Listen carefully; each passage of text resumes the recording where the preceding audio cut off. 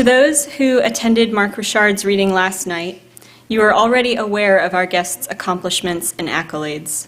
You know that he is an award-winning short story writer, a best-selling novelist, a journalist published in the New York Times, Harper's, and Vogue, a former correspondent for the BBC. He is a screenwriter and producer who has contributed to acclaimed television shows on CBS, AMC, and Fox. He is a teacher who has generously sought to cultivate talent in others as a visiting writer-in-residence at UC Irvine, the University of Mississippi, and the University of South Sewanee, among other institutions. He has been the recipient of more honors than will fit in a brief introduction. And although Mark Richard's literary accomplishments are sufficient cause for our attention, although he has been called the heir apparent to Mark Twain, Flannery O'Connor, and William Faulkner, he would merit our attention even without such critical acclaim. Mr. Richard is a bold writer, wide awake to the world, whose mastery of the written word dignifies the story and its telling as an essential piece of what it means to be human, whose candor and humility entrance readers in a world that ultimately brings them to a deeper understanding of their own. Tonight's reading is a particular blessing because we are privileged to hear Mark Richard tell his own story, a story that cultivates in us the capacity to discern the textures of life in its richness, and the courage to look with grace at the world and not avert our eyes. Please join me in welcoming Mark Richard.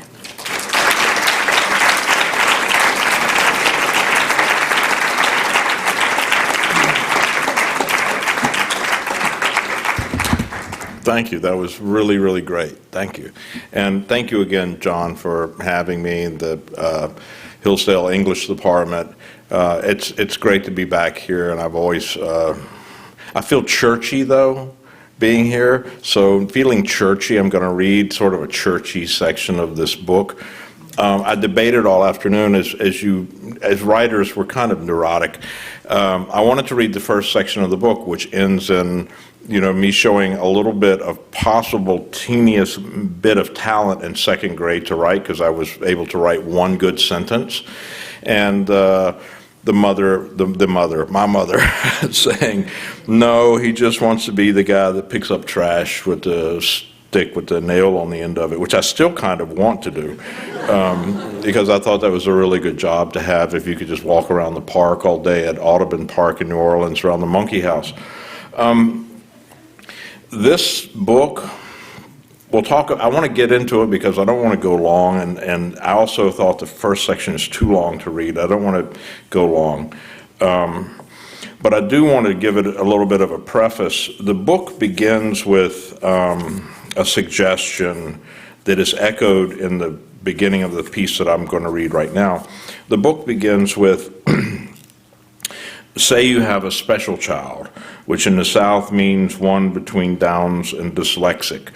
So that's how the book begins. There's a weird point of view shift. The book is generally told in second person, which we can talk about, which is really, I think there's been a lot of papers written about this that I can't understand.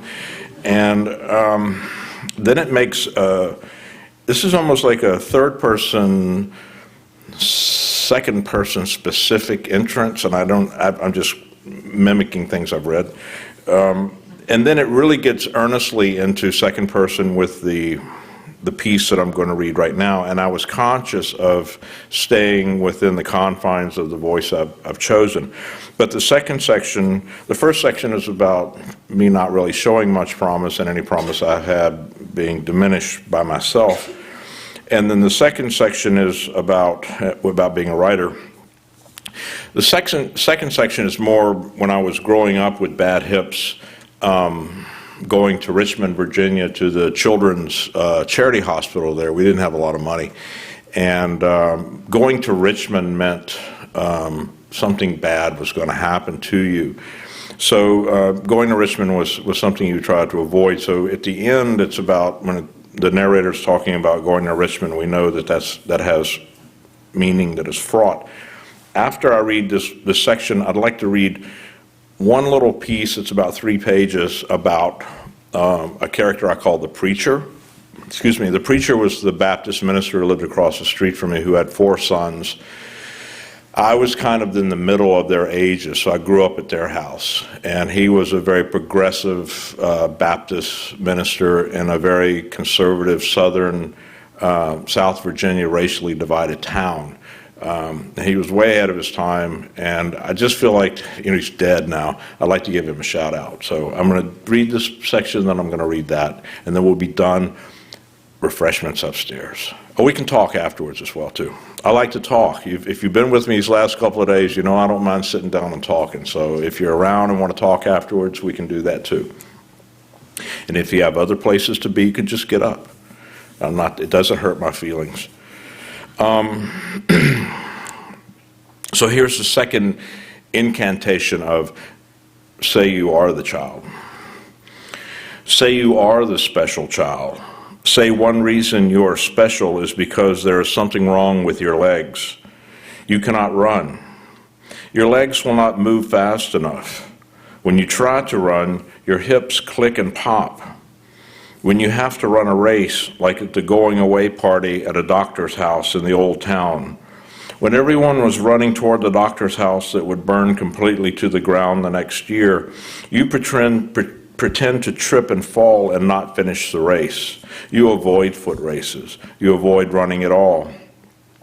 When something bad happens and everyone else runs away, rocks thrown through greenhouse glass, loose spikes thrown at passing caboose windows, fishing boats untethered along a riverbank, you know you will have to face whoever is coming at you in their anger. You learn you must never get caught.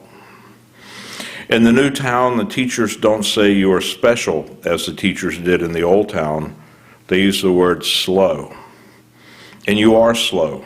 But they also say you are slow when you're sitting at your desk, unable to color the state bird. You can't get the red crayon to work on the cardinal in a way that makes the teacher happy. Your father has said to be careful about signing your name to anything so you don't put your name on your homework. A suspicious teacher has said that if your parents are really from Louisiana, you must be able to speak French. Oui, you say. You try to speak with a French accent. You still try to spend your Confederate money. You still wear your father's army helmet to school. No one can understand what you're saying, and the big boys from out in the county want to fight you in line to the cafeteria. They come up behind you and flip off your helmet, and you have to fight them almost every day. The fighting finally stops when you break a boy's hand. When your mother finds out, she cries because she is afraid the boy is the son of a new friend of hers. You get the feeling it was selfish of you to break the boy's hand. A good afternoon in the new town is when the school is struck twice by lightning. Everyone else starts crying when the lightning strikes the swing set first. You stand at the window. It's raining and thundering, and the lightning strikes the roof.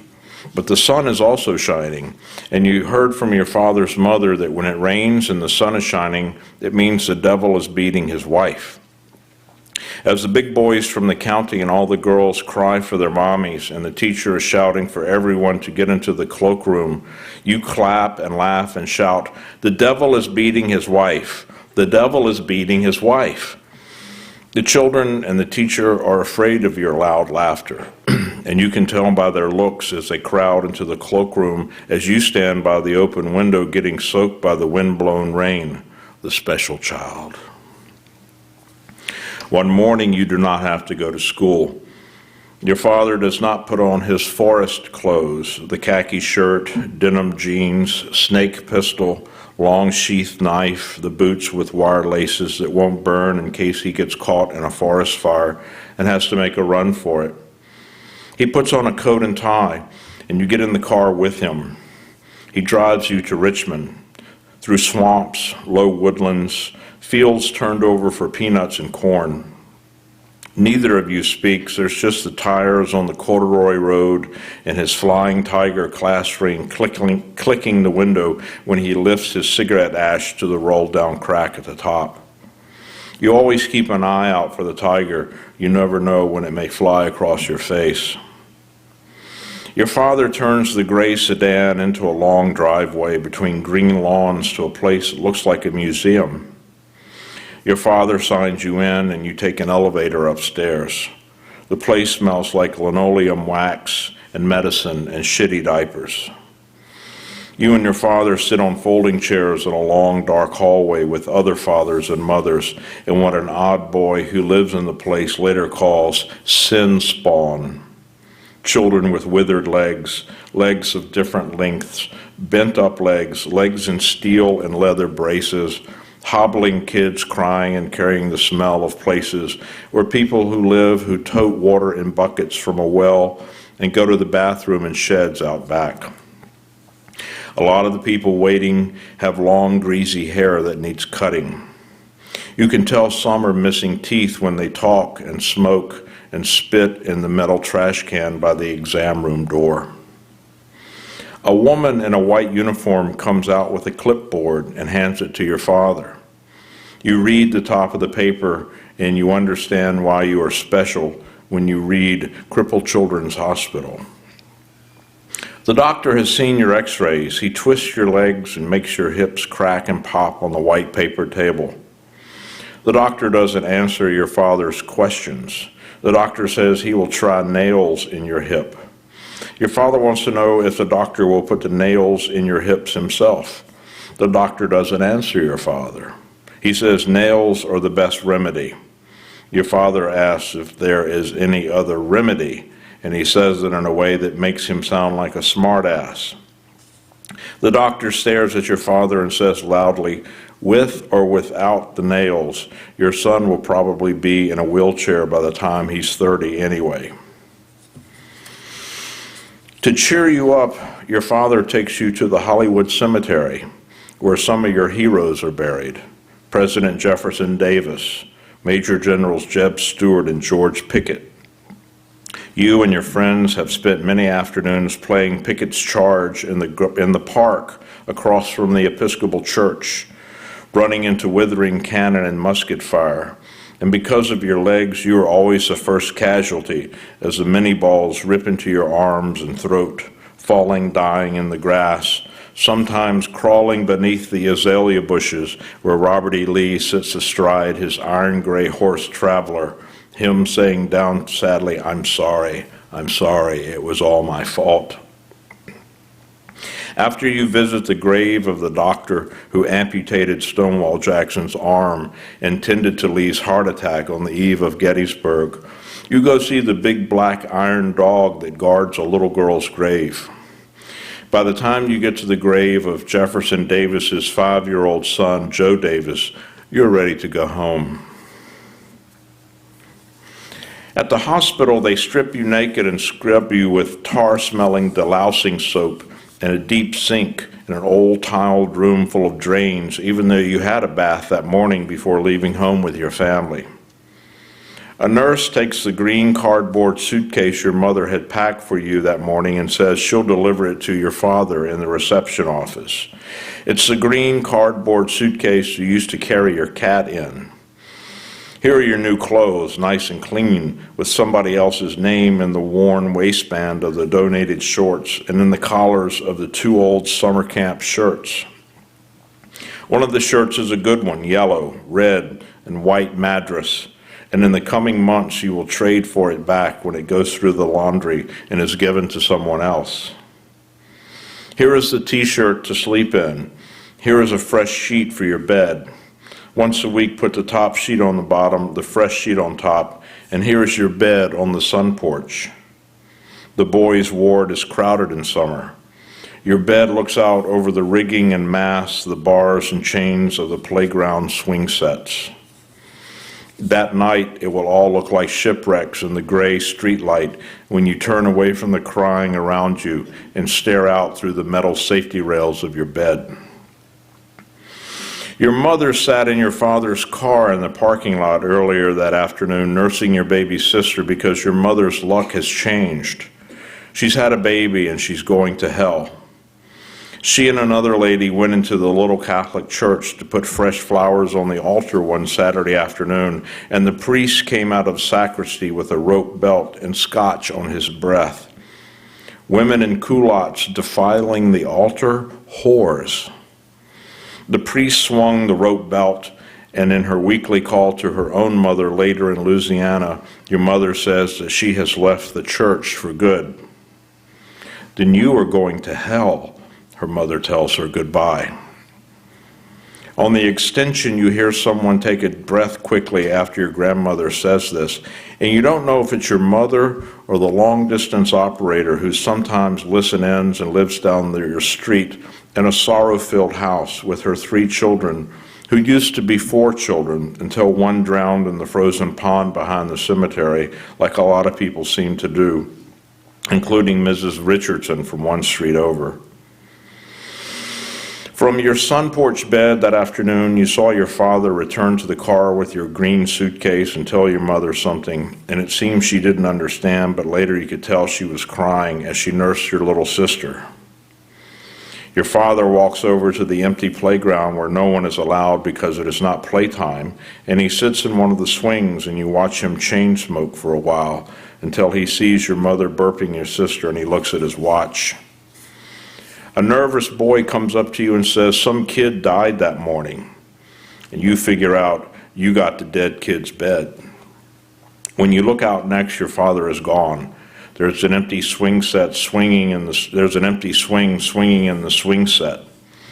In the morning, you go out to the playground with all the other crippled children, and you find the swing where your father sat, the smoked tobacco and the cigarette butts ground into the ashy dust.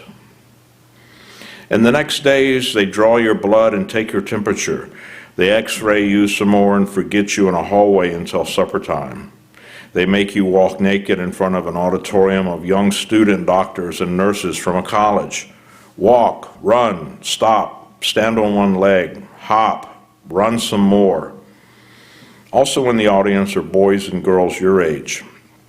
They see how you can't run naked, how you can't even hop naked, how you can barely walk naked. They laugh at first until they realize in a few minutes a nurse will remove their gowns and make them jump, run, walk, and hobble naked too. One day after lunch, instead of a nap, a nurse takes you and her purse out in the front of the hospital to wait for a taxi cab. The taxi cab takes the 2 of you to a laboratory downtown. By the way the nurse pets your head, you know this is going to be bad. They give you a shot that makes you drowsy and begin to dream, but you don't fall all the way asleep. While you are drowsy and beginning to dream, they lay you on your side and push long needles into your spine. Somebody in your dream is screaming. It's you. Later in the taxi cab back to the hospital, the nurse holds you in her arms like a backseat Pieta. The sunlight burns your eyes and the telephone wires hang and loop, hang and loop. In the hospital auditorium, you had noticed these words painted in large letters over the stage. "Suffer the little children to come unto me." Who said that? You asked the nurse who took you to the laboratory. The nurse who sometimes sneaks Coke into your metal spout cup when everybody else gets tap water. Nurse Wilfong. Jesus Christ, she says. What kind of jerk would want little children to suffer, you wonder? Nurse Wilfong says, you're constipated. They keep track of everyone's bowel movements in a ledger. You didn't know you had to report a bowel movement while you were still walking around if they hadn't sent you upstairs yet to let the young doctors practice taking you apart and nailing you back together. Nurse Wilfong wants you to drink chalky stool softener while you want to talk about what a jerk Jesus must be if that's what he said about children and suffering. It's creepy, like the older boys going around saying a kid down in North Carolina went into a department store bathroom and some man cut his penis off with a pocket knife.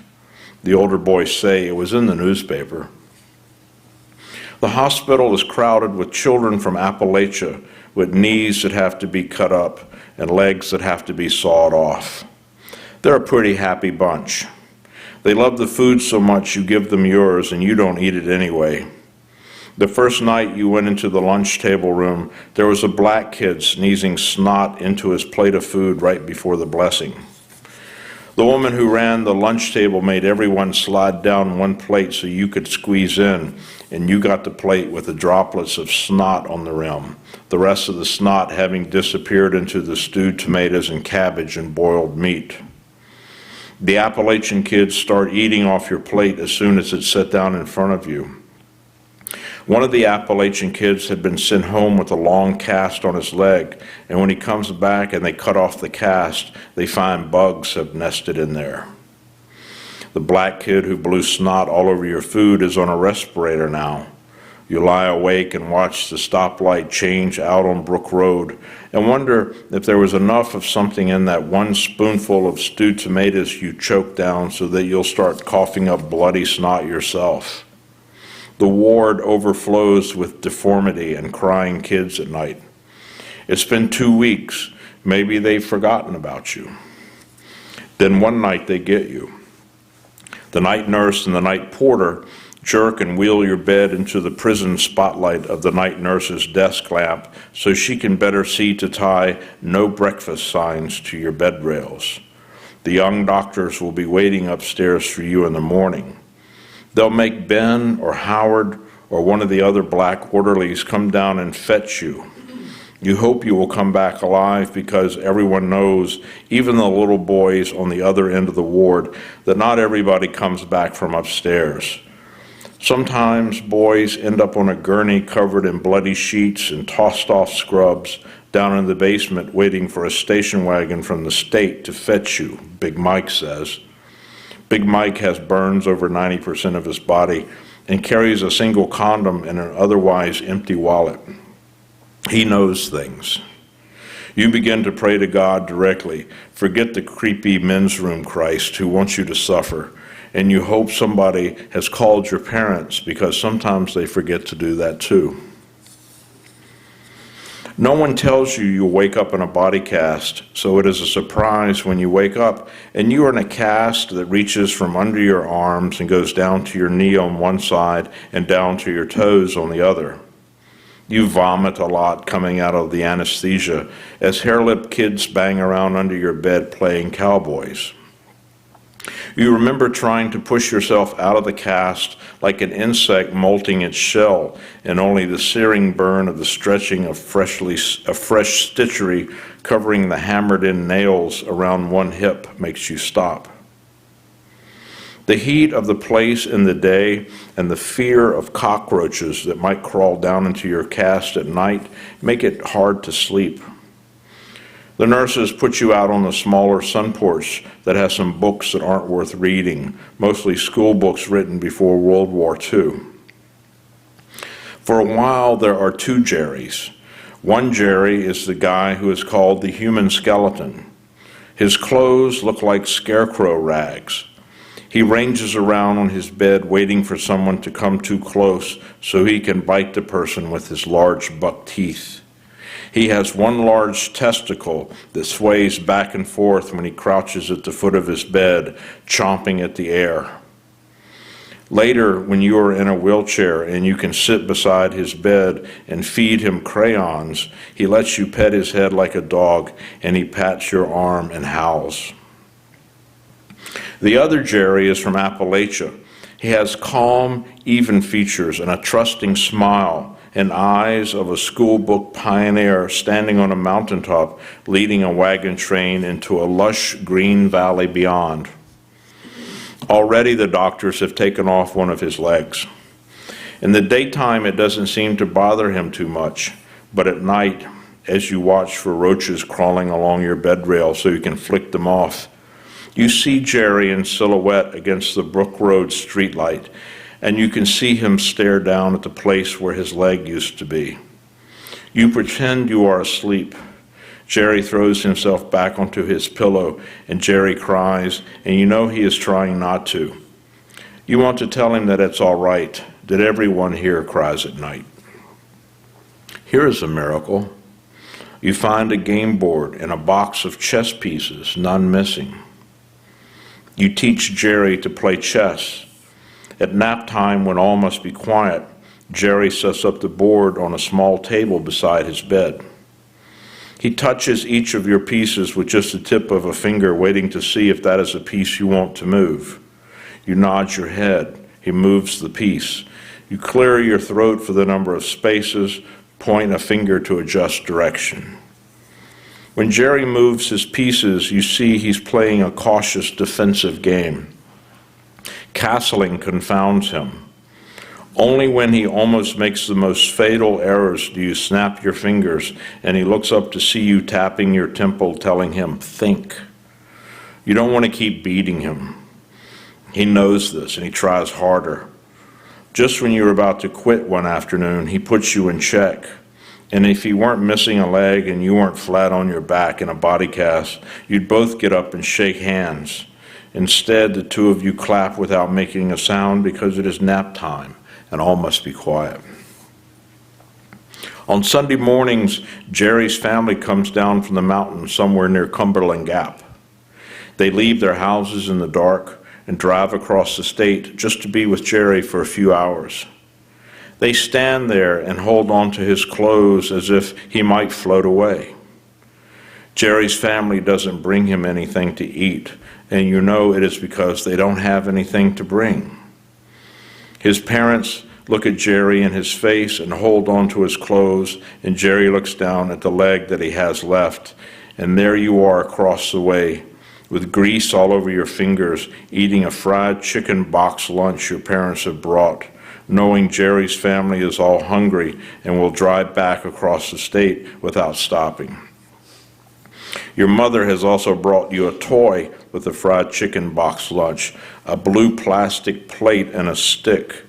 The idea is to spin the plate on the end of the stick. The first time you try to spin the blue plastic plate on the end of the stick, it flies off and hits Jerry's father on the back. Jerry's father picks up the blue plastic plate and kindly passes it back to your mother, and she smiles and hands it to you, and you are ashamed. Sundays bring the young seminarians, the practice preachers, murmuring down the hallway, doing God's work, visiting the sick in their hush-puppy shoes. All smiles until they smell you. They can't control you around the piano wheeled out of a classroom. They can't make you love Jesus, fail to threaten you with the prophet Elisha, who called down the she-bears to rip the 42 little mocking children to shreds. You all laughing at the violent story with spitting hair lips and cleft palates and brandishing canes and crutches, nudging the seminaries into the clutches of the human skeleton and brain-damaged dentists who will bite and strangle them. The practice preachers looking, as all visitors ultimately do, for a nurse and a quick exit. But the men from the barber college who come to cut your hair, clicking down the hall in polished loafers, laughing and goofing, their smiles steadfast as they round the corner and smell you, see you, mangy mongrels with overgrown bowl cuts from the hills, crew cuts from the Piedmont gone to seed post-surgery, matted twist of bed-headed hair pressed against pillows 24 hours a day.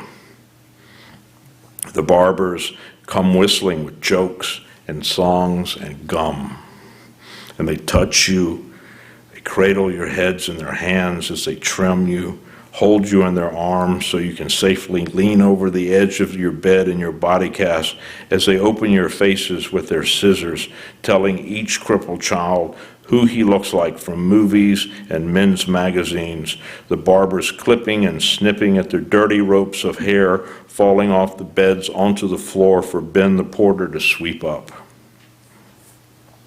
The men from the barber college sweep the beds with little brooms from the deep pockets of their white jackets, which you all keep peering into for more gum, and there is always more gum.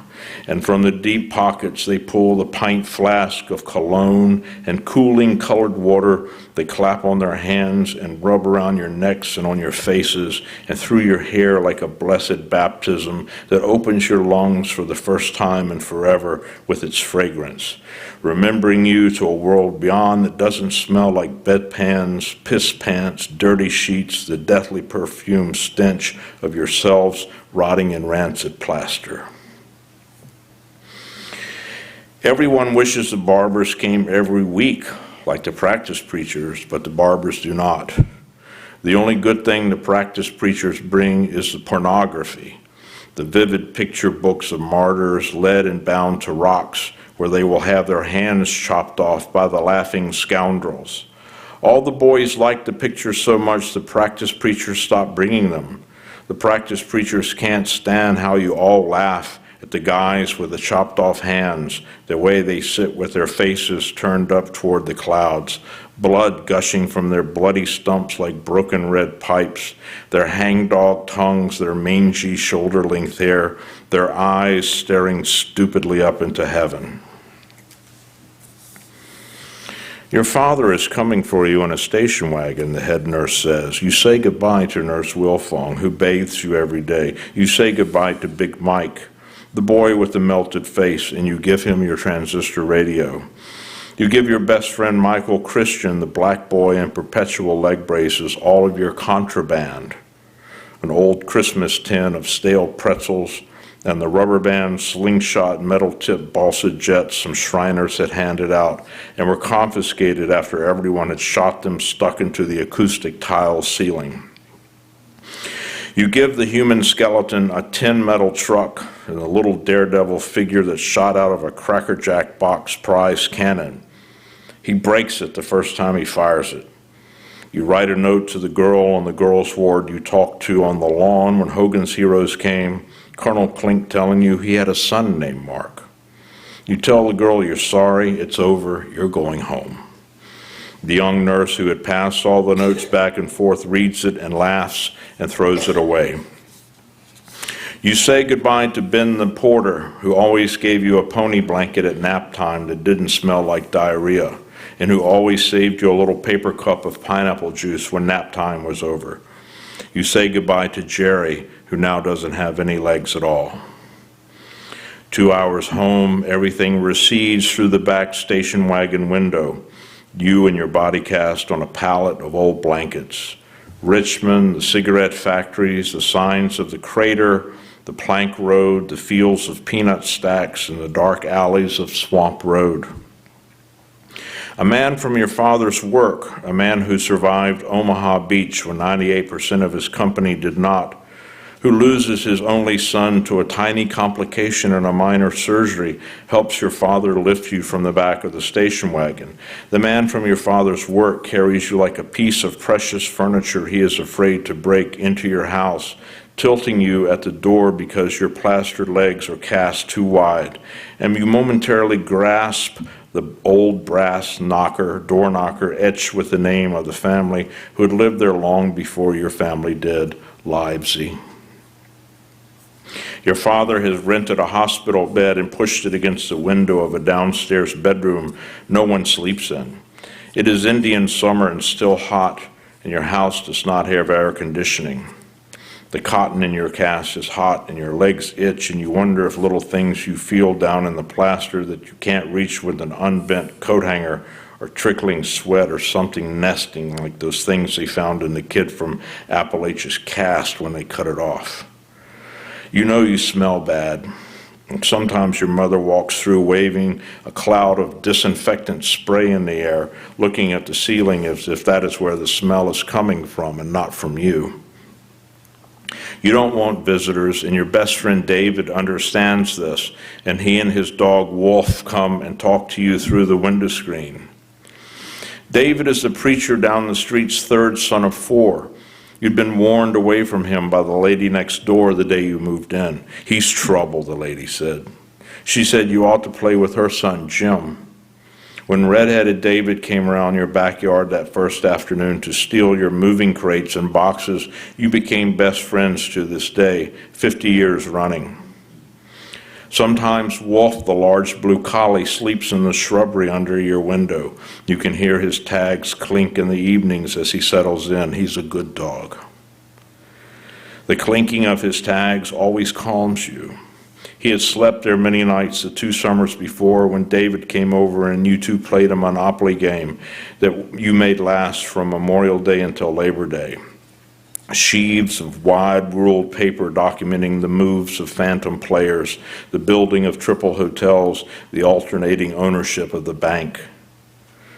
Your mother has your baby sister to tend to, and she has you, and you have to teach your mother how to bathe you, how to empty a bedpan, when to bring a urinal, how to help you flip over so she can change your sheets. Your father doesn't come into your room much.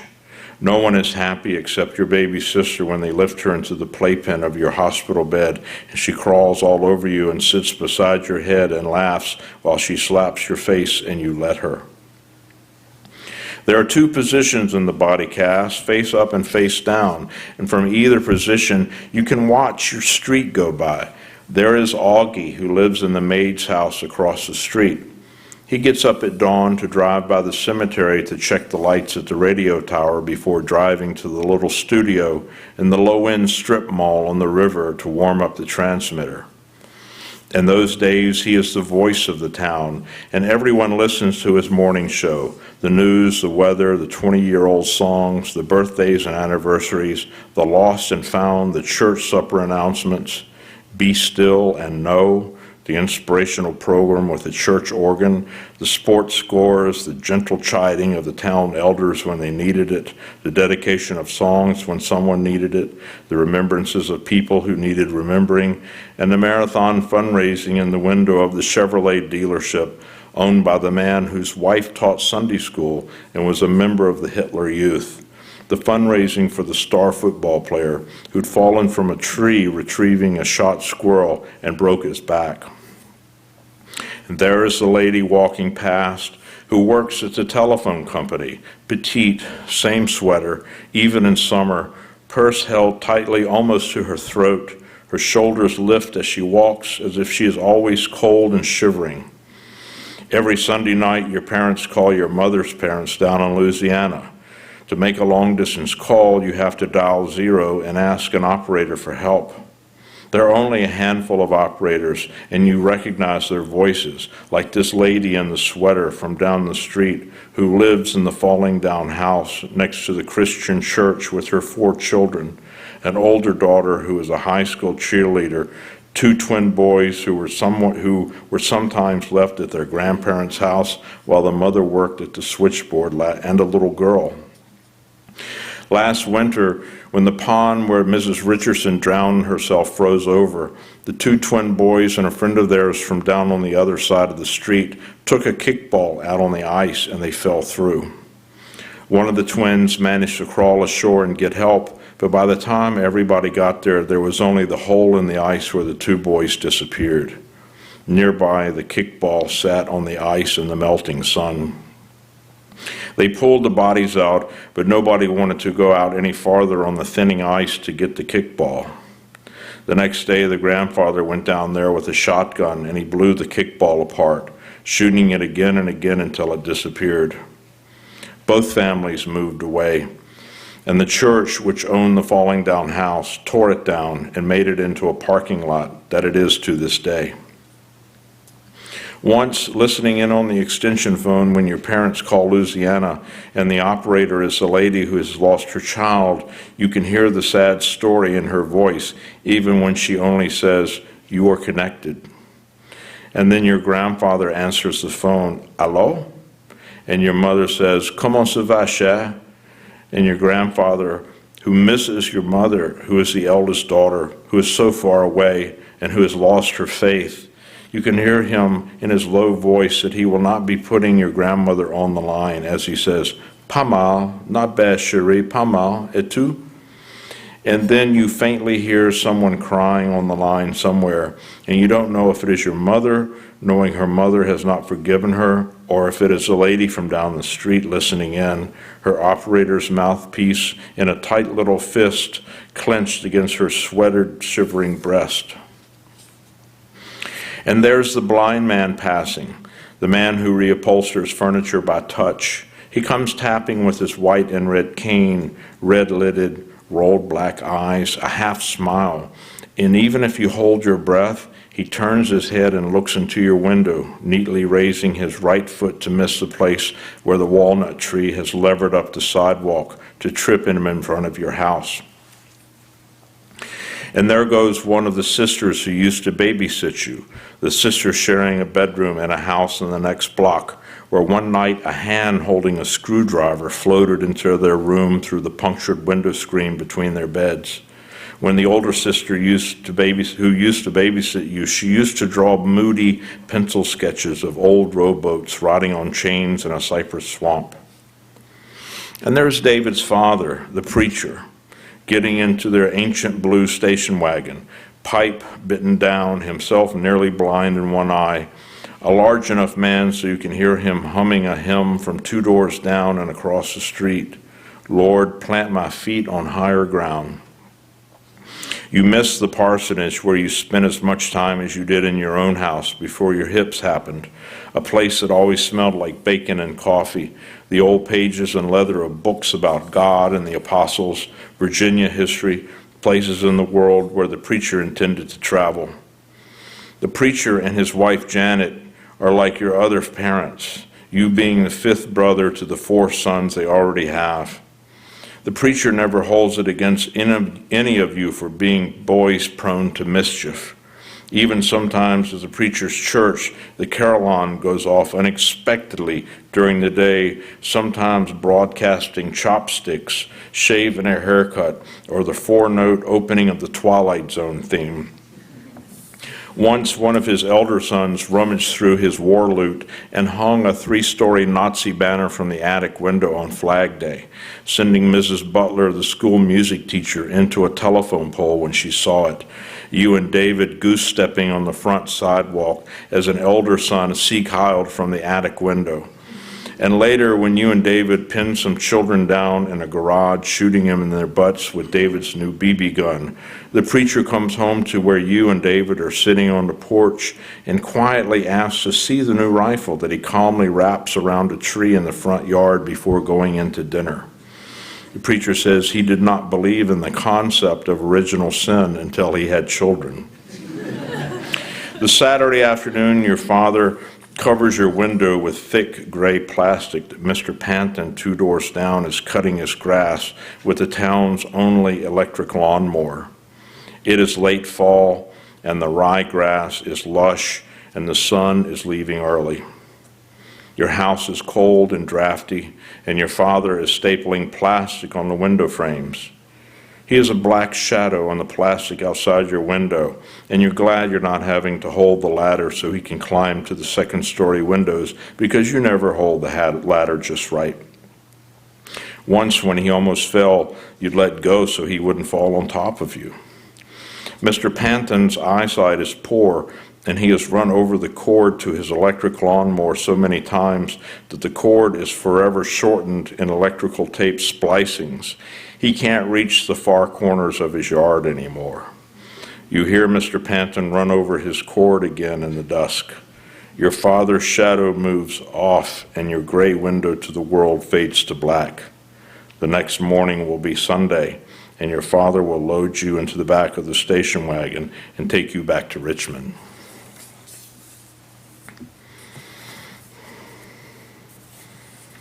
And just a coda about the preacher.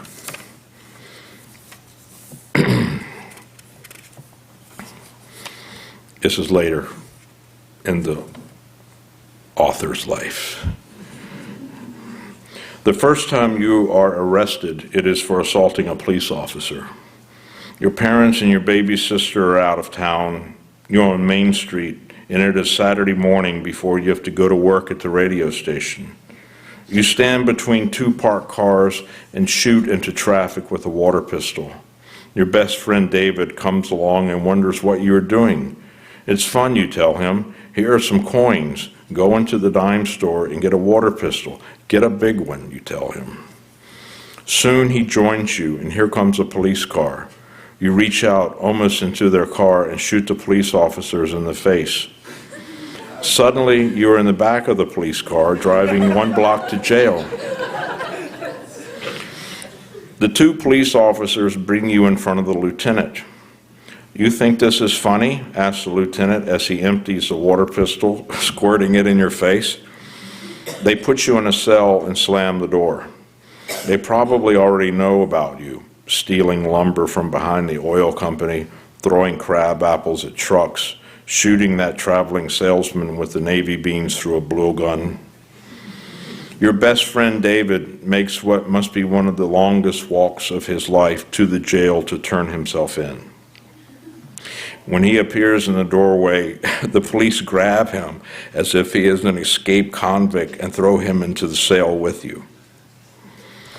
The preacher is writing out a sermon when he gets the call from the police station. The preacher says he can set his watch on Mondays after Sunday's sermon by the arrival of the delegation of little old ladies who have a problem with something in his sermon from the day before. Sometimes the problems in the church have been about full immersion because they are Baptist. Sometimes the problems are about an usher saying he will not seat a black person if one dares to show up for service. To the preacher, the answers to most problems reside in the answer to the question, do you love your neighbor as yourself?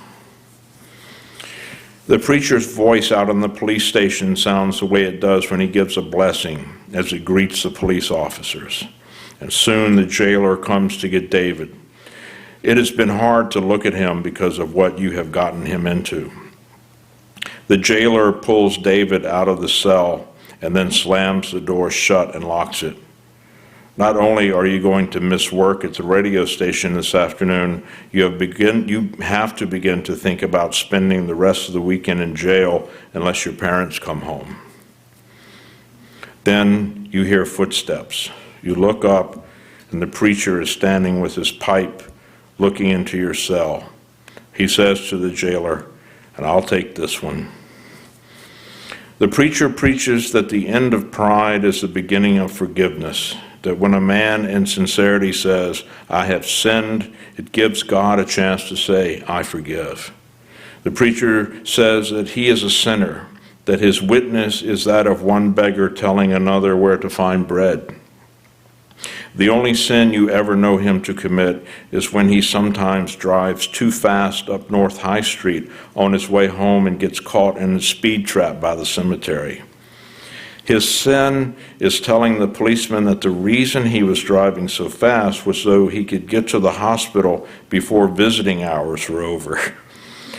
Allowed on his way, the preacher then invariably drives on to the hospital to give truth to the lie and perform little graces of comfort as afforded by the unwitting police department. Thank you.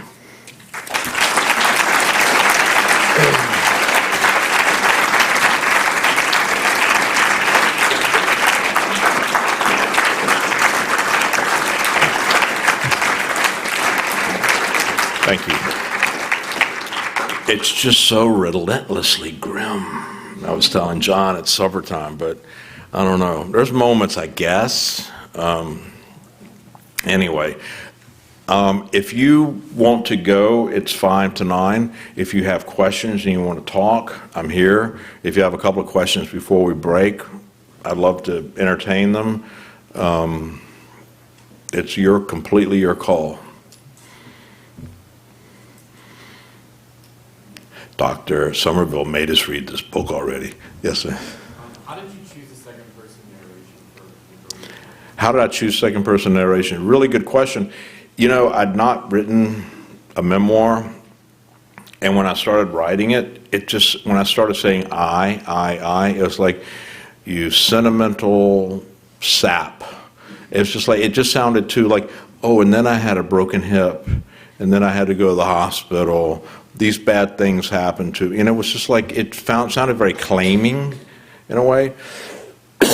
And I thought, well, but third person, you might as well just write a novel, you know. And then second person, we talked a little about this yesterday. I think in the South, you try to, if you're having to tell someone an intimate story, you really have to make them complicit in the narrative. And so I think that is like, what, you know what I'm saying? You go to this place, this happens. You're not the type of person, but, you know, here you are. And I think it kind of, I'm hoping it generates an intimacy. It couldn't have been any other way. Also, I wrote this book very quickly. I wrote the first section by itself, I don't know, for an essay about becoming a writer. And then in my Hollywood stuff, I had to go to HBO for a pitch, and I went to this pitch, and it was catastrophic. And my wife was really pissed off because my agent had not done due diligence, and I'd wasted like 3 months on this pitch that they, and this is bad when you're in like 7 minutes into a pitch, the producer says, stop. I've heard this pitch before. And I look over to, the other guy, and I go, this is a remake of the BBC thing. These people were in here the other day. And we're going, we didn't know we were working on the same project. Anyway, I go home. My wife is going, that's really messed up. And she said, you owe Doubleday a book. So what you're going to do is let me pack you a duffel, and then you're going out to Palm Springs, out into the desert, where there's a really worn down Hilton, and you're going to come back with the manuscript. So I took the first 20 pages of what this is and went out to the Hilton for like 2 weeks, and I just drew the blinds, and I think there was a casino across the street so I could eat and have some entertainment periodically, but I drew the blinds, so I didn't know if it was day or night. Coffee, cigarettes, a little vodka, little, cards, slot machine, and I found that the headlong rush of saying you got me through it. And so after about 2 weeks, I had this book. But look, we live with our lives in our head, especially if you have lived a life that doesn't make total sense to you. You're going back always and looking for clues. Where did I go wrong? What could I have done differently? Should I have married the supermodel, like we talked to, you don't know. But I'm the type of person who's neurotic and just keeps playing it over and over and go, like, if I keep playing it in my head, it'll turn out the right way. And it's like, no, you're just remembering even more bad stuff. And then you put it in the book. I didn't have the last portion of the book about the faith and the church and the preacher. That came from, I think, just paying attention to the work and working hard. I had no idea how this book was going to end. My original thesis for this book, and I'll make this brief, I live in a place where the Nat Turner insurrection happened, where a black slave led a revolt, 1836. And after he and his followers, killed like 58 people, mostly, unfortunately, women and children in their beds with hand tools. When they caught Nat, they hung him, they cut his head off, they stuck his head in the black part of town on a pike, dared anyone to touch it. They boiled him into fat, and then they skinned what was left, and they made trinkets out of his skin. So, and Bible covers, coin purses. And when I was like in 5th grade, I was on crutches, having come back from this hospital.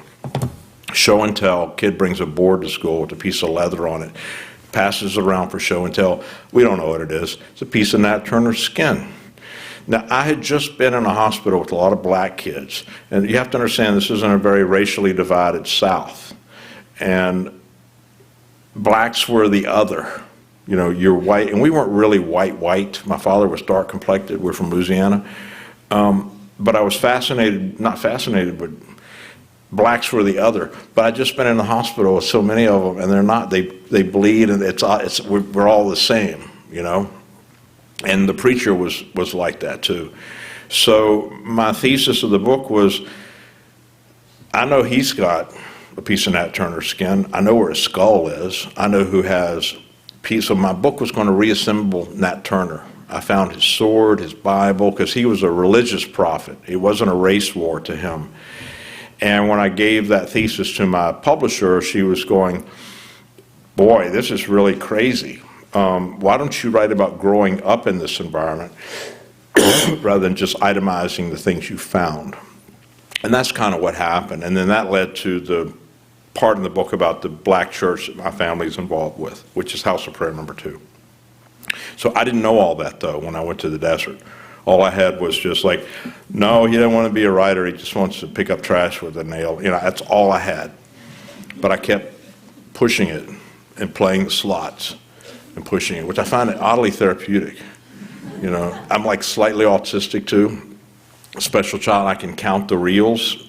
Sometimes, you know, old honest machines, and they'll pay off.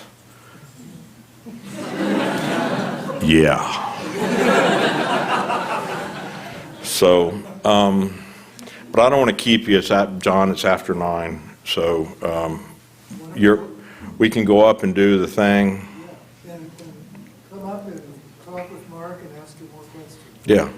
Yeah, that sounds good. Thank you all for coming out.